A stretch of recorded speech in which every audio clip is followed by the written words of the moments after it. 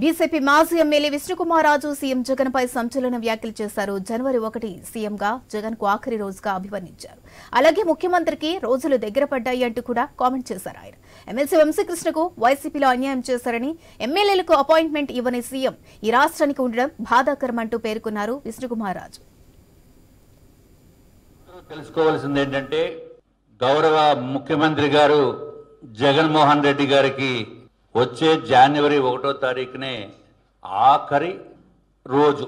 అంటే మళ్ళీ జనవరి 1కి జగన్మోహన్ రెడ్డి గారు అధికారంలోకి ఉండరు. సో బాగా చేసుకోండి జగన్మోహన్ రెడ్డి గారు, న్యూ ఇయర్ సెలబ్రేషన్స్ బాగా చేసుకోండి. ముఖ్యమంత్రిగా మీది రేపే ఆఖరి సెలబ్రేషన్స్ ఉంటాయి. ఇంత దిక్కుమాలని ముఖ్యమంత్రిని భారతదేశంలో ఎప్పుడు ఎక్కడ స్వాతంత్రం వచ్చిన తర్వాత చూడలేదు అని చెప్పడానికి ఏమాత్రం సందేహం లేదు. మీరు రాజకీయ సమీకరణలు చూస్తే రోజుకొకళ్ళు జగన్మోహన్ రెడ్డి గారి పార్టీ ఇనప సంఖ్యల నుంచి స్వాతంత్రం కోసం బయటికి వస్తున్నారు. ఇప్పటికీ చాలా మంది నాయకులు బయటికి రావటం జరిగింది. ఎవరికి అన్యాయం చేయలేదు ఈ జగన్మోహన్ రెడ్డి గారు. దోపిడీ.